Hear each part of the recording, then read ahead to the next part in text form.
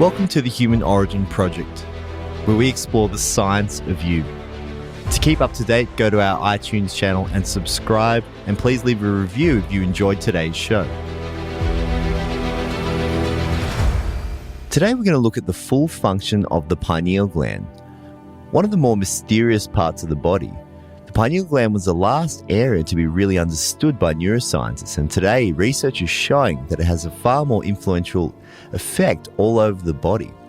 It's a global antioxidant influencing the digestive system, the immune system, and may even have anti-cancer properties. Why would the pineal gland be so influential? Well, it acts as the highest endocrine gland. We're going to discuss what implications this has on human physiology, but also the ancient interpretations of what the pineal gland did and what it meant. I hope you enjoyed today's show, and if you do, please leave a ratings on iTunes and stay tuned for next week. Hey Steve, how's it going?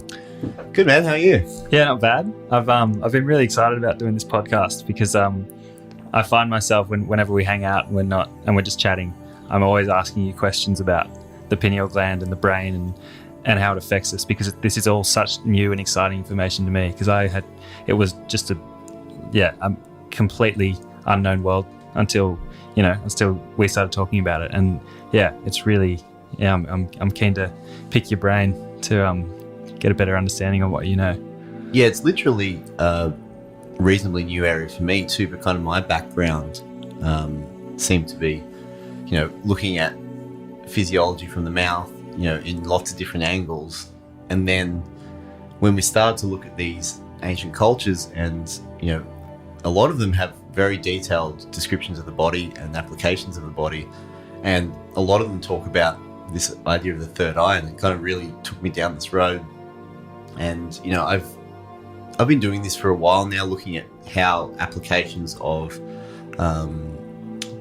ancient cultures and ancient traditions, how they knew things about physiology, and that how we can translate into, like, for instance, crooked teeth, understanding that as a physiological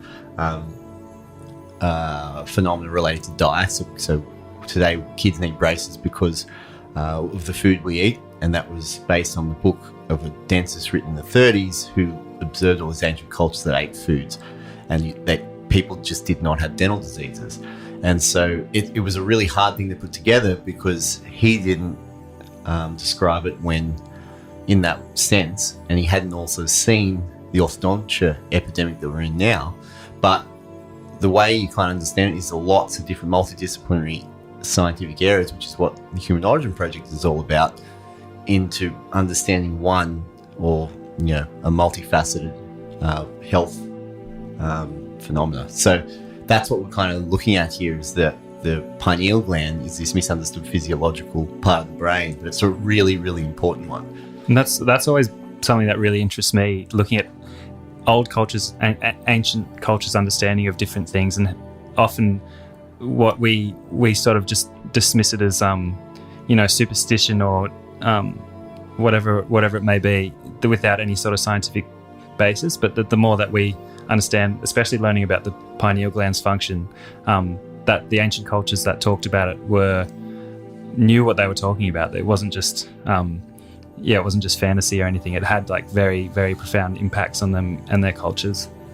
Yeah, and we're going to go through a lot of the scientific literature that has now painted out a lot of what they seem to know, but it's all in disparate terms. You can see how it affects sleep, how it affects the immune system and so forth. But when you look at it in that very kind of focused way, it doesn't really have meaning. And in the ancient cultures, they referred to the pineal gland as the third eye, but neuroscientists and people that look at the brain haven't really elucidated what the pineal gland is about until quite recently. And it's a very fragmented picture, which is why it's so confusing. But it does all go back to this idea of the third eye, and there's interesting ways to understand it. And is that because what's the tie there to the eye? Why would they be? Yeah, why was it known as the third eye? Yeah, it seems like a strange thing to say, right? Because it seems very kind of weird, like saying, it's your third eye. But so it sits directly between the two eyes. But evolutionarily, the pineal gland used to be a literal physical third eye. There were ancient reptiles where there was a pineal fossa, which is a little hole in the middle of the head. Really? Yeah. Well, really close to the two eye. A little bit above and directly in the middle. Yeah. And so there was a connection to the light, so they used it to detect light. And so now we still have the vestige of that in our brain, which is the pineal gland, but it was literally a third eye. But then you look at the physiology and it makes a lot of sense. So is there still connections between our eyes physically and the pineal gland? Yes, exactly. And this is the whole function. Even without this pineal fossa, which all these ancient reptiles had, the pineal gland is literally our third eye. And that's the connection, is that our eyes are directly connected to the hypothalamus, to the pineal gland. So it's this system that is detecting light. So when light hits your eyes, it sends a message back into the pineal gland to tell basically that it's daytime. And so it's this really amazing system we have to detect what time or where we are in terms of the sun and daytime. And so because you imagine your internal organs, they can't see the light physically. So what the pineal gland is signals this via its connection to the eye. So it acts like a third eye in the brain, literally. And so it's all related to light. So you looking at the sun, you looking at the moon, depending on the amount of light that you're taking in, the pineal gland is sort of acting as the mediator between what you see and what your organs work out to do. Is that kind of the exactly idea? And because if you think about the circadian rhythm, which the pineal gland is now known to be the primary modulator of, that is a function of light on Earth. So basically your body is managing light, and the pineal gland is the primary way that we do that via its third eye mechanism and its connection to the two eye. That's so great. It's so bizarre thinking you don't really think about your organs not knowing that it's day or nighttime. It's such a strange concept, thinking that they need to be told what to do almost. It's kind of like the instructor sitting in your brain saying, all right guys, it's time to sleep, or all right, it's time to work, or completely. Because we know, like, sleep physiology now shows that there's so much going on during night, and the body's a very different place between day and night. It makes sense. All the waking hormones, all of the different things you have to do during the daytime, but at night this kind of goes a lot deeper, and we're going to dive deeper and deeper into the brain. And the pineal gland is the deepest part of the brain, but we've started here, and we're going to paint out all the neurophysiology behind what we know behind the brain and its connection to consciousness. But there was a real idea in the ancient world too that the pineal gland was this seat of consciousness. Galen talked about glandula pinealis, and Descartes talked about the seat of the soul and these kind of ideas. And they seem to think that the pineal gland was of this higher importance as well, which comes into this whole third eye discussion too. Yeah, and it was all over the ancient world as well, and it was just this really revered part of the brain. It was kind of like the most. I mean, even there's ancient Sumerian texts and tablets that have these kind of figures holding this sort of pine cone shaped object that some researchers kind of say it looks identical to the third eye, because it's the pineal gland's shaped like a little pine cone, isn't it? Sort of like a... Exactly. And glandula pinealis, which pinealis means pine cone. Oh, really? Greek. Yeah. Oh, so right. So that was the first name. That's how we get the name. That's the origins of it. Wow. I remember learning about a tribe in South America that used to, if they had ritual sacrifices, the chief elder would eat the pineal gland of the enemy, because it was seen as the most important part, and you'd get all these, amazing powers or gifts from your enemy for eating it. Yeah, wow, that's really interesting. And when you look at the pharmacology of the pineal gland, it would make sense, because eating those active ingredients would have a direct physiological response. That's really interesting. Yeah. So, in terms of the pineal gland's function, you said it regulates sleep cycles, the circadian rhythm. Is that through specific hormones or through specific chemicals? Yes. So its connection to the eye via the optic nerve. So the retina detects light, it goes to the suprachiasmatic nucleus, which goes, which is in the hypothalamus, and then it travels back to the pineal gland. And so this is a really important pathway. But then what the pineal gland is, it releases melatonin. And so this is the main function that we now know the pineal gland for, is its regulation of melatonin. And what's really interesting is that how the literature has played out as to explain what melatonin does far beyond even just sleep. So what the pineal gland does basically is detects light. So in the daytime, there are three, the main pathway of melatonin creation, the pineal gland starts from tryptophan. It collects the amino acid tryptophan, it converts that into serotonin. Now, in daytime, in light, that serotonin does not take the next level conversion to melatonin. So serotonin is converted to melatonin when in the presence of darkness. So darkness is like a signal for the serotonin to start converting to melatonin. So the pineal gland, it takes 4 hours, but after you hit darkness, and this is why screens and artificial light can have such poor health right, effects. because it disrupts that process, that it's getting dark, it's time to slow down, and melatonin starts. What does it prolong that until it's completely dark? So blue light actually literally blocks this conversion of serotonin to melatonin.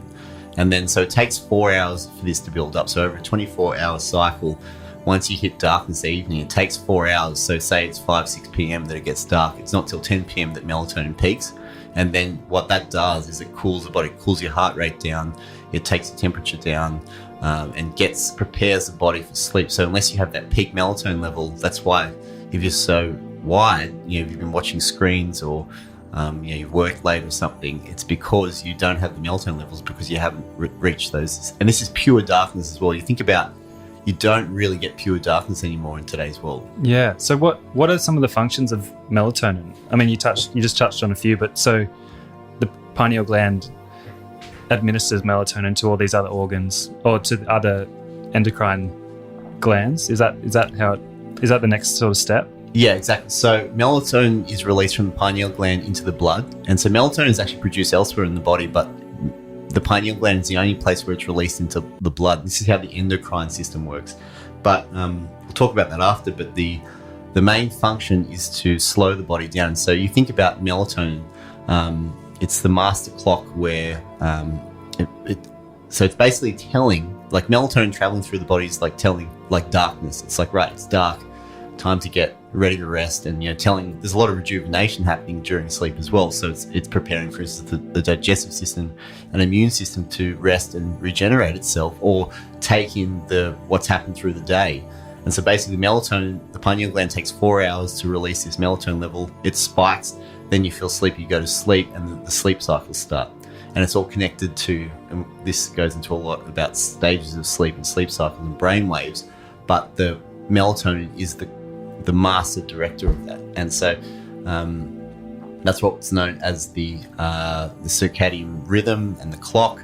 But then it goes a lot further too. What's interesting, and this is where I found that melatonin, we know that during sleep a lot of growth and development happens. So it directs growth hormone levels from the pituitary gland, body temperature, blood pressure, things like water balance, metabolism and weight gain as well. So you've probably heard that if you don't sleep, you're more likely to put weight on.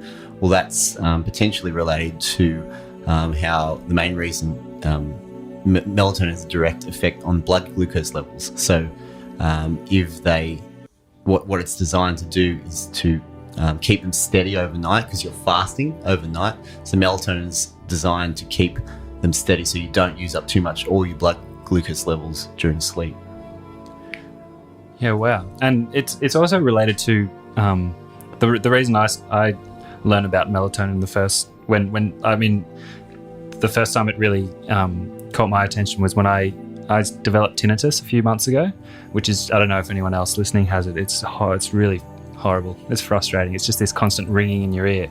But that is potentially linked to melatonin too, isn't it? Yeah, there's studies that show that melatonin therapy can reverse tinnitus, and these are all, so there's a lot of studies showing that melatonin application, so for instance sleep, people that have sleep problems, melatonin application can, the studies show that it can increase their levels of sleep, or as a solution for sleep disorders. Wow. So just by fixing your circadian rhythm within the body, so going to bed when it's dark, preparing for darkness when the sun starts going down and waking with the sun, that sort of something as simple as that can have profound health benefits. Absolutely. And there's no, like, if anyone's, if you follow like natural health or kind of, how to optimize your health, sleep is probably close to number one in terms of how you make sure that your body's systems are in line. And the pineal gland is the director of that. And so, but the thing is, when you apply just melatonin, so if you take exogenous melatonin or a melatonin supplement, you're adding melatonin to a system that is designed to be signaled naturally by light. So that will actually down-regulate the release of melatonin. Oh, right, because you're not addressing the source of the problem. You're just kind of like trying to go for a quick fix or something like that. You're taking, a melatonin supplement, and so there's downsides to that because you're down-regulating your own regulation of melatonin. And so melatonin relies on this cycle. It relies on good nutrition. The conversion of melatonin in the pineal gland takes, for instance, B12 and a range of other nutrients. And we're going to talk about this too. The ways to, for instance, because you talk about opening up the pineal gland or third eye, it's all about understanding how you make sure that conversion happens. It's really important. And there's many, many health, and it goes, from metabolism to weight gain, fertility and reproduction. So as it affects, if you're trying to conceive or you are conceiving or would like to conceive in the next few years, you really need to think about your hormones. That's obvious, right? Yeah. So luteinizing hormone and follicle stimulating hormone, and also testosterone is a huge problem now. We're a population of males. I think it's close to 20% have testosterone issues. Probably really? Sleep related. And that's directly related to the pineal gland. Absolutely. The pineal gland, this is where this is all going, is that the pineal gland is the highest endocrine gland. So it directs the pituitary gland, which releases all of these hormones that direct every system in the body. So the endocrine system is, basically your body is connected via, things don't actually touch. So that it actually releases molecular signals, which are hormones, which then go on to it and signal, not even via touching, but this other cascade of events. So for instance, the release of a hormone in the hypothalamus to the pituitary gland then goes to the thyroid gland, which regulates metabolism and so forth. And so these are things that are just like, it's a cascade. And we've previously thought that the hypothalamus was the director of that, but the pituitary gland really is the master. And you see this with how melatonin works in the body. So the pineal gland sits atop the whole system as the master sort of regulator of all these hormones. Yeah, when in medical school and when you talk about the endocrine system, you actually don't talk about the pineal gland, which is something that's probably changing now. But what the last few decades have shown is that really the action of both melatonin and the pineal gland in signaling the releases of hormones. And if you think of it like this too, is that in the daytime, in light, serotonin is increased, and the body is signaled to be awake and so forth. And then as darkness comes, the melatonin goes through, calms everything down, and then gets everything ready for sleep. It goes even beyond that too. So fertility, hormones, the immune system, so tumor suppression. There's actually good evidence to show that melatonin activates the immune defense process for tumor inhibitory. So this has implications for cancer. Wow, really? Yep. So produce antibodies, natural killer cells, and mitogens that can kill pathogens. So melatonin, and you think about sleep is when this would happen, right? Your body's going to go around like a kind of the night watchman and say, well, right, what's happening? Let's sort this out quickly. We've only got a few hours. And melatonin's how you do it, and it actually is released from the digestive system in large amounts, because it's a global antioxidant, and so basically it calms and cools the whole entire body. Wow! And so if you don't sleep, you're missing out on this. And we are, every chronic disease we suffer today is usually underlying in a mechanism of inflammation. And so when when you're not sleeping well, you're inflamed and you're literally lacking that regulation system. Yeah, I see people that are tired and they just are inflamed, their moods and everything. It's funny living now in a culture that we've completely invaded the night. And if you live in a share house in the city and you go to bed at 6 p.m, that's like the most boring thing you could do. Like you're wasting a night. But it's so interesting learning that, you think, oh yeah, get a good night's sleep, you've got a big day tomorrow. But actually how that is so beneficial. It's really interesting learning about. I've been trying to not look at screens after dark to try and see if regulating my melatonin balance will help with the tinnitus. But it's so hard to do unless you live outside of a city, I find. Like even outside my window, I live in Sydney, and outside the window there's a street light, and I try and block the light out, but it always seeps in. And does it need to be completely dark for this melatonin? Well, so there's so the blue light is the one so you can get the blue light blocking glasses that block most of that signal. But the complete darkness is important. Yeah, I think it's like I think to some extent all light would send some kind of signal. And like what's interesting about this too is that there's good evidence to show that disrupting the circadian rhythm is associated with depression, anxiety symptoms, and dopamine levels, which is what the feeling of dopamine is like a rush of happiness. Yeah, is it? You get that when you eat high sugary foods and things like that, don't you? Yeah, all sorts of things. So yeah, it's just like your brain's just giving you a reward. Yeah, exactly. And so it's related to melatonin is a big factor in dopamine production. So the pineal gland is just sitting above all of this, every hormone in your body. It's just, and then you say, wow, sleep's really important. Yeah, because every single process is waiting for it. And that makes so much sense when you think about your body as this really complex system that's sort of being regulated all the time. If that system's slightly out of balance, the cascade effects that you said, the ramifications for, illnesses or disease or whatever would multiply so much more because you're not in a balanced system that's sort of working as it naturally should be as well. Yeah, it makes complete sense. And also when you think about as a physiological entity that lives on planet Earth, when you're connecting well to the day-night cycles, your body itself works as it is too. There's we're going to go into this later, but all of the sleep cycles, for instance, there's 4 stages of non-REM sleep, which start with very light sleep, which go into a very deep sleep, and then you actually come out, and then you go into REM sleep. And so REM sleep, the brainwaves are much more like being awake. And so actually what's happening in non-REM sleep, which is rapid eye movement sleep, is that the brain is basically doing things in the body. So the digestive system, all this is clearing out. And you go through 5 of these cycles, and then it goes back into REM, which is kind of like the brain doing its own cleaning. Then it goes back into non-REM. And so it's this 5-cycle wave, which gets shorter and shorter. So you don't go into as deep a sleep. That's why in the morning you're in a lighter sleep. Then you go into the REM more often.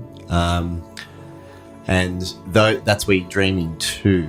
And so we're going to do this in more detail, but melatonin and the brain's breathing, for instance, that's why all of this is connected. And if you need to correct any kind of chronic disease, you should be thinking about melatonin and the pineal gland and your sleep and so forth. It's fascinating, like getting this understanding. I think now when I go outside and look and it's daylight, I'm just going to be imagining that whole process going on, because it's just light hitting that gland, and then that gland saying, right, this is what we have to do, and telling the body, to get on with it or to go to sleep or whatever else. But it's interesting that all these ancient practices sort of relate directly back to the pineal gland. I mean, we talked about Egypt. The third eye was one of the really main sort of symbols that Egypt had throughout its entire history. Even places like India, what's it called? The bindi? Yeah, the red spot. Yeah. So that's directly related to the pineal gland too. It's really thinking about that with an understanding of it, you can see why it was so important to these ancient cultures. But yeah, and all these really, really old practices like yoga and meditation, and they all seem to focus around breathing and mindfulness and kind of focusing in on that part of the brain, which is really interesting. Yeah, and so basically what they were doing was potentially activating the pineal gland.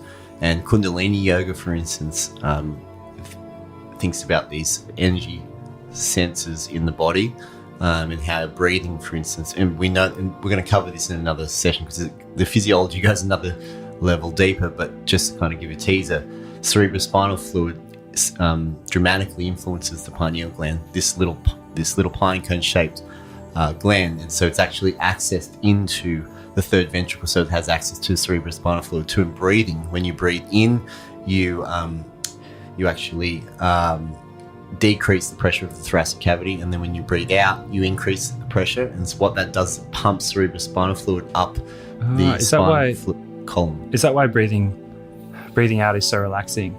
Because the fluid's increasing, or exactly. So it activates the parasympathetic nervous. So breathing out is parasympathetic. So that's the part of the autonomic nervous system that is relaxing. And when you breathe in, it's sympathetic. And so if you have a longer breath out, you're actually pumping cerebrospinal fluid up through the brain, up past the pineal gland, and also activating the parasympathetic nervous system, which activates all of the digestive system and so forth. So breathing patterns are really important.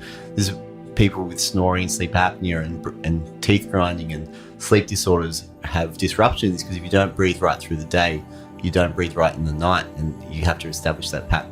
Wow, that's so fascinating. It's such a complex picture. It's such a complex system that's going on with so many variables. It's you can see how disruptive it can be to your life if the system's not in balance or not working properly. But yeah, that's I always find I love the crossover between what ancient cultures talked about and what they practiced coming into through our modern lens. We can see that there's actually very important reasons behind a lot of the things that they did.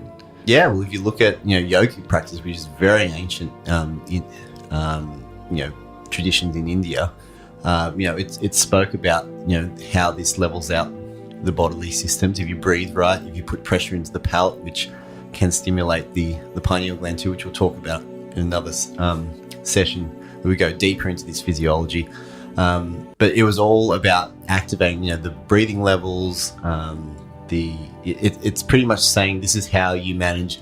And they call it energy. There's lots of different ways to look at it. But if you think about hormones, then hormones are energy in a way. And you mentioned light before, and the retina, which is made up of retinol, which is vitamin A. So the vitamin A cycle is actually yoked from when light hits the retina. So when that's your first input of light, and so vitamin A is very important in the body. It's one of the most crucial fat soluble vitamins. But the vitamin A cycle, so its conversion to retinol, is started by your activation of light through the eye. But then vitamin D, which is your skin, so your skin cells convert light to vitamin D. So vitamin D is just a light in your body, and vitamin A is that other one. So you have this, and vitamin D3 and vitamin A are also linked to sleep and the pineal gland too. So it's these very, very important factors, vitamin D, vitamin A, melatonin, that really, really manage the entire system. It's really strange thinking about how our bodies came to adapt to that system, like how vitamin D goes through the skin and vitamin A is through the eyes, and the conversions and how it all works together with melatonin. Yeah, it's really, I feel like I can just sit here and ask you questions all day. Yeah, completely. But it's actually pretty simple when you kind of just step back and not think about just isolated systems. It makes a lot of sense, when you're trying to improve your sleep, if you don't understand where the primary hormone and what it does for the rest of your body as well, if you're trying to lose weight, or if you're trying to overcome an autoimmune disease or digestive disorder, the biggest, I think, volume of release of melatonin happens in the digestive system as an antioxidant. So anyone with chronic digestive disorders, you need to sort out your melatonin and pineal balance. Really? So it's like a, Yeah, you said it's like a night watchman. It's just it's always present when things are being fixed. Is that? Yeah, it's released endogenously elsewhere in the body as well. So melatonin's not, because a lot of serotonin, for instance, 95% of serotonin is released in the gut. And so this is a whole gut-brain link that we'll look at too. And the gut is basically potentially more like the brain than the actual brain is. But so 95% of serotonin is produced in the gut, and it also produces it to melatonin as well. Wow, that's fascinating. So when and it's all tied in. It all originates from light. So your body builds melatonin in the day directly through light, and then that can convert into melatonin to do all these things in the body. But the first step is light. Yeah, so the organs have the ability to release or convert, because serotonin is floating around the gut. Most of the serotonin in the body is released in the gut, and it seems like there's a conversion to melatonin there too, and so it releases it as an antioxidant, and probably because it's such a melatonin is a more powerful antioxidant than vitamin E and vitamin C. And so what it probably does is when you sleep, it probably converts all this to cool everything down. You imagine like the digestive system acid, break everything down. Then when you go to sleep, it releases the melatonin, cool everything down, calm it, and let it heal. Like, because when you're digesting food, the gut lining is, taking a lot of all the trillions of bacteria in the body. And then it's releasing it as a way to let it cool and calm. It's so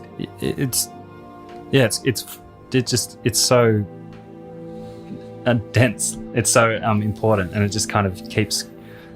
I guess you were saying before, there's so many levels to it. We can just keep going and going, but I feel like it's so important to understand what's going on, because for me especially with tinnitus, understanding that it is potentially something that is just a balance disorder with the lifestyle things that I'm doing day to day, and how that's affecting me. Yeah, completely. And I was thinking actually before we should do a session where we cure Steph's tinnitus, because there's techniques and there's an article on the website about strategies to decalcify the pineal gland. The pineal gland isn't protected by the blood-brain barrier, so it's actually got its own blood pineal barrier, and we're going to talk about this in the second part of this. So if something is in the bloodstream, it could potentially flow into or flow past the pineal gland. Yeah, exactly. So the pineal gland is more exposed, and so the pineal gland has the ability to release melatonin and its hormones into the bloodstream, but it also takes access. It's such an amazing gland. Wow. So when people talk about Alzheimer's and diseases like that with build-up of potentially metals like aluminium and mercury, would they be building up around the pineal gland? Yeah, absolutely. And we see sleep dysfunction. There's good evidence to show that Alzheimer's disease is rooted in problems with sleep and circadian rhythm, and so the brain doesn't get its mechanisms to fix itself, and it goes through a process. So basically, amyloid plaques, if you don't have a good night's sleep, amyloid plaques, which are the Alzheimer's plaques that build up in the brain that stop the firing of the neurons that then eventually kill your memory and ability, after one night of sleep deprivation, you build up amyloid plaques, and so your brain has to clear that out. Wow. So it's plaques like the same sort of plaque that forms on people's teeth? Is that just a similar sort of structure? It's a similar concept. It's not the same. Yeah. So amyloid plaques are so in the neurons, the axons. We'll go into the neurophysiology a bit later in another episode, I think. But it's just basically things building up and blocking the amyloid. Yeah. So basically, through the night, the brain is building up metabolites because it's actually protected from the rest of the body. And so what happens is that it builds up its metabolites and junk, and then when you sleep, the blood-brain barrier actually relaxes and cerebrospinal fluid floods into these areas and clears out all these metabolites in the... Really? Yeah. And, wow. And the pineal gland likely directs this, and there's probably a relation to melatonin as well. But then, so if you don't get that sleep, you don't get that clear out, or you've got exposure to heavy metals or other things, then it could be a process of those amyloid plaques don't get cleared out and they eventually become it's kind of like like if you work in a kitchen or something, and at the end of the night you have to hose it down and wash out all the dirt and grime and everything. If you don't do that one night, the next night it's going to be worse and worse and worse. And yeah, and you imagine what it looks, and eventually you can't use it because it stinks. Wow. So is there evidence of that happening in people having, calcification of the pineal gland? Yeah, so calcification. So the Alzheimer's disease is heavily connected to circadian rhythm imbalance and also melatonin imbalance too. But the calcification of the pineal gland is one. There's not a heap of evidence, but there is, for instance, links to circadian rhythm dysfunctions, calcification or pineal cysts. There are some cases on that and some studies on that. But there are some studies that show that, for instance, the fluoride can build up in the pineal gland, and so that people will collect fluoride over their lifetime. And it seems to be that this exposure of the pineal gland to the without the blood-brain barrier seems to expose it to these, because we know systemic intake of fluoride is taken up into the into all parts of the body, into bone, sort of like bony structures like the teeth. And yeah, so that's the exact mechanism as to why we put it into water, is because its fluoride is uptake is taken into the tooth hydroxyapatite. It forms a tooth mineral called fluorohydroxyapatite, and so that's got a higher resistance to acid, and so that's why we say it prevents tooth decay. But fluoride's also the calcium balance in the body is really important as well. And so fluoride seems to be interacting with calcium in the body, and potentially, and this is also in cardiovascular disease too, calcified plaques. So, you could basically, what's happening is potentially fluoride is somewhat calcifying things, and other substances too, that show that fluoride builds up in the pineal gland. Yeah, wow. And it's interesting too that the hormones of the pineal gland, so tryptophan to serotonin to melatonin, serotonin is very like a set of, so they're called tryptamines, and there's a set of molecules that relate to these. So psilocybin, which is a substance that looks a lot like the molecule serotonin, and also another substance called dimethyltryptamine, which is DMT. And what that it seems to be have an effect all over the body. So DMT is released from the body and all over the body, like melatonin, like serotonin. But it also seems to be, we don't exactly know how it's converted in the brain, but it seems to be related to the conversion of serotonin, melatonin, and DMT. And the studies show that people that are administered DMT do have similar visual effects, and this is the other thing too about the pineal gland. So it could be linked to the pineal gland because it's affecting vision, which is connected. What they report is that they, even with the eyes closed, is the pineal gland, the DMT,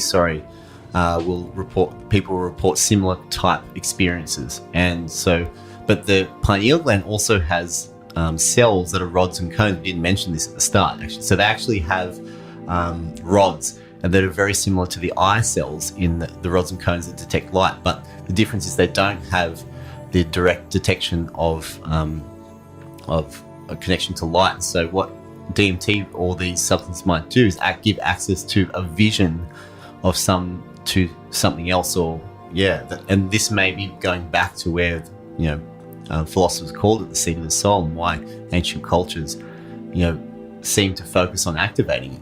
Yeah, wow. Yeah, because every ancient culture that I have looked into or studied or learnt about would have some sort of practice or ceremony that seemed to be, circle around the pineal gland and from like sacred songs or dances that would put people into trance-like states, or medicine, plant medicines like ayahuasca in South America, or is it the peyote cactus in North America? The Egyptians used to have this brew that they made with the lotus flower, and I think in Australia there's Aboriginal ceremonies that use acacia plants that have high levels of DMT.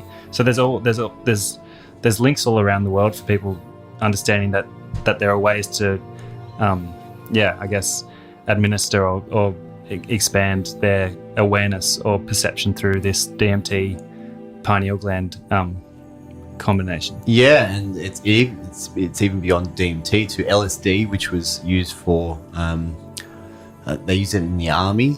I can't even remember the application, but it was something to take them to some level of state of consciousness. But then obviously LSD was taken on as a recreational drug after that. But there's now clinical trials, and Michael Pollan wrote a book about this on the effects of psilocybin on depression. There's a lot of stuff coming out. There's even trials now on MDMA, which is similar on depression. So and ancient cultures like the Peruvians that used ayahuasca, the Peruvians use it today. That's just a plant combination that sends DMT through the digestive system, which is normally deactivated, and so it sends that DMT straight to the brain, to the pineal gland, and so then you have this 8 to 10 hour experience of what these other trials have shown to be this activation of that third eye. So when you have a substance like ayahuasca and you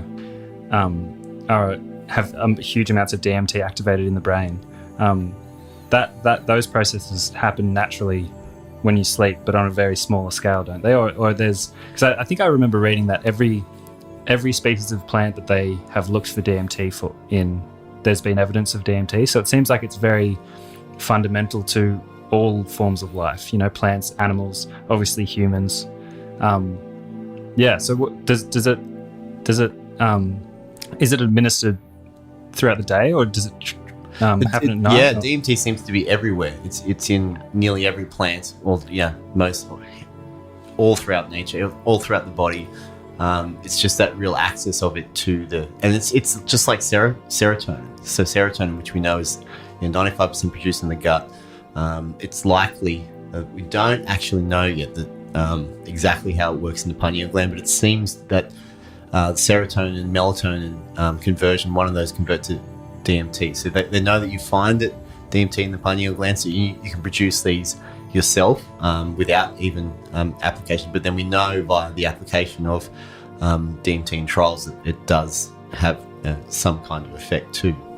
Do you think you have high levels of DMT when you sleep and when you dream? Do you think that's kind of, if you have a weird kind of trippy dream, is that because there's DMT? Yeah, lucid dreaming, it does seem to be associated with that. And dreaming is dependent on you reaching a certain level of sleep stage. And so, and remember that REM. We'll talk about this because this is really interesting. Yeah, it's fascinating. Unless you hit REM level of where the rapid eye movements are happening during sleep, you don't dream. Some nights you don't dream, and it might be because you're not reaching deep enough levels of sleep, which you then exit out of. There's 5 cycles of sleep you should go through, and so your body would certainly, you're flooded in melatonin in these stages. Melatonin is likely converting to DMT, and so maybe that in those morning stages, we'll have to look at this, but that there's a high level of DMT that then relates to these strange dreams. I wonder if it seems that you'd have weirder dreams maybe in the morning, we're going to look at this. There's some articles going up on this on the website. Yeah, it's endless learning about this, but it's so good getting a solid grounding of understanding of how the process physically plays out, and how it affects us throughout our day. Because if you don't, it definitely has changed my perspective on the night. I don't want to be up late night watching TV or watching movies after the sun goes down, because it'll be in the back of my mind that it's all out of balance and it's unhealthy, and that there are these health problems that can occur after not getting a good night's sleep or looking at light. Yeah, and one thing that we're going to explore too is that consciousness itself has not been attributed to any brain part, and the parts of the human brain we cannot isolate where human consciousness that comes from without when you put all the different anatomical parts of the brain together. And so really the pineal gland is showing the best kind of lead as to where consciousness or what that connection to consciousness is. And so that's a really interesting conversation that we're going to go through as well. Yeah, maybe we should talk about that next time, because I love anything to do with the brain and consciousness, because it always seems like that's been answered by science. But the more that I've been learning and understanding it, it's something that's only just being, like, we're just scratching the surface with understanding of it. Completely. And there's a lot of scientific studies now behind, and looking at consciousness, and there's some really interesting interviews coming up with people that have looked at different states of consciousness, like psychic and also energy systems in the body, and this idea that you can actually access these things. So it's something that the human brain, and it's a part of who we are, so it's really important to understand it. Yeah, definitely. Oh, thanks, man. Thanks for sharing your knowledge on this fascinating subject. This stuff is really, really interesting. It's funny too, because when I was writing these articles, I was speaking to healthcare practitioners, people that are at the head of their field, and they had no idea about this. We're just not taught it. So we're going to continue this conversation. Really, there's a lot of exciting stuff coming up. We've probably only just got through a third of where we're at now. It's just going to keep going. Yeah, and I think we want to start interviewing health practitioners that have adopted this into their practice, and understanding that there are benefits to putting this into a personal perspective, and living after understanding this, kind of living with it in mind, and seeing how that affects people's health and people's well-being, and all that sort of stuff. It's really interesting to start, seeing how it can have practical applications today. And we will do a third eye decalcification episode where we trial them on you and see if we can stimulate see how the ringing goes. Yeah. Because there's some easy steps, and there's some stuff that is research backed as well, and some more based in ancient cultures. But I don't recommend fluoride anymore. I don't intake fluoride as a dentist. Earlier in my career I did, but it doesn't on a nutrition sense. But I don't anymore because of the potential effects on the pineal gland. Wow, so it's affected you that much? Absolutely. Completely. Awesome. All right, well, looking forward to next week. We'll go deep into the realms of consciousness and what it is, and where it originates, and what we know about our own understanding of the world. Thank you for listening to today's show. For more information, you can read the full transcript, articles, and discussion on our website, humanoriginproject.com. You can visit us on social media at Human Origin Project on Facebook, and The Human Origin Project on Instagram. Follow us on Twitter, or join the forum boards and email list to keep up to date with all the new information. And if you enjoyed today's show, please subscribe on iTunes and leave a review, because it helps others to find this information and helps us to bring you the topics you want to discuss and hear about. Until next week, I hope your life is filled with happiness, healthiness, and harmony.